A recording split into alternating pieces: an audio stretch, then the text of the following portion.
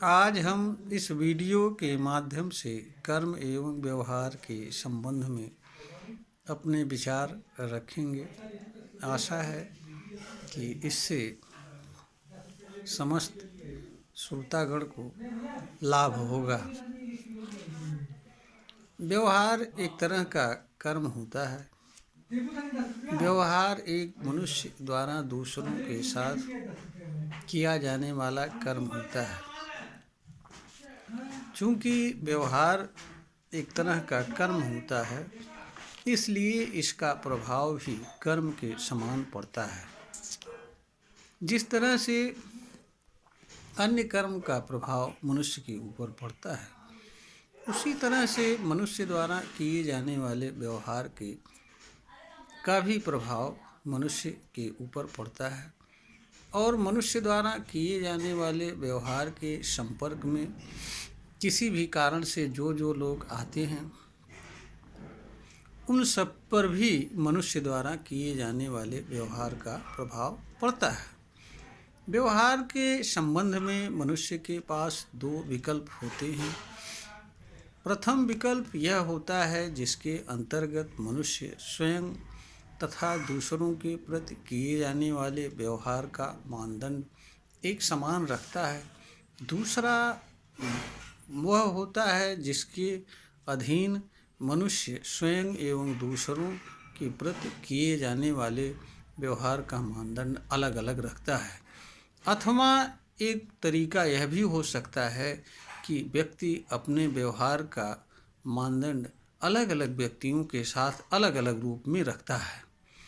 उन तीनों मानदंडों में से कौन सा मानदंड किसी मनुष्य के लिए अच्छा होता है, यह स्वयं हर मनुष्य को तय करना होता है, निर्णय करना होता है, और उस निर्णय के अनुसार स्वयं द्वारा व्यवहार किया जाना होता है। एक मनुष्य का जैसा व्यवहार दूसरों के प्रति होता है, सामान्यतया उसी तरह का व्यवहार दूसरे लोग भी उसके साथ करते हैं।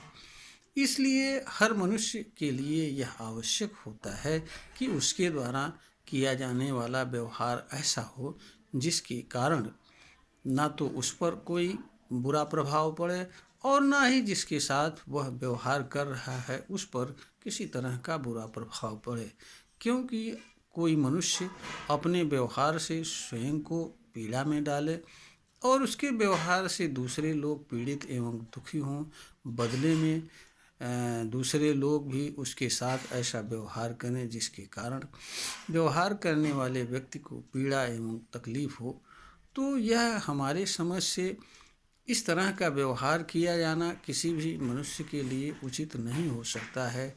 क्योंकि कोई भी मनुष्य अपने व्यवहार से दूसरों को पीड़ा देने के लिए अथवा अपने व्यवहार के कारण दूसरों के द्वारा प्रतिक्रिया स्वरूप पीड़ा पहुंचाई जाने वाली पीड़ा को सहन करने के लिए जन्म नहीं लेता है।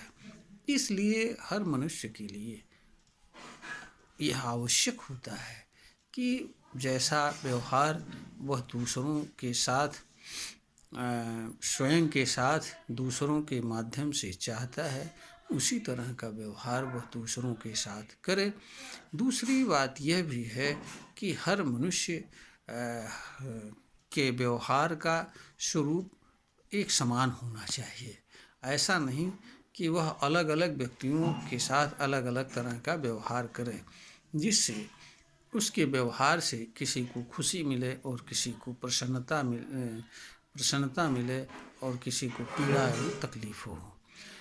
क्योंकि इस तरह के व्यवहार से मनुष्य दोहरे चरित्र की जाल में फंसता है और दोहरे चरित्र का जीवन जीता है। दोहरा चरित्र हमेशा स्वयं के लिए विनाशकारी होता है। क्योंकि जब मनुष्य अलग अलग लोगों के साथ अलग अलग तरह के व्यवहार का मानदंड रखता है और इस तरह का व्यवहार करता है, तो उसे अलग अलग लोगों के समक्ष अलग अलग रूप में पेश आना होता है, जो मनुष्य के लिए पीड़ा एवं दुख का कारण बनता है। इसलिए हर मनुष्य के लिए यह आवश्यक होता है कि वह जैसा व्यवहार स्वयं के साथ दूसरों के द्वारा किया जाना उचित समझता है, वैसा ही व्यवहार उसके द्वारा दूसरों के साथ किया जाना चाहिए तथा हर मनुष्य के लिए यह भी आवश्यक होता है कि उसका व्यवहार संपूर्ण मनुष्य के लिए एक समान होना चाहिए, अलग अलग मनुष्य के लिए अलग अलग नहीं होना चाहिए,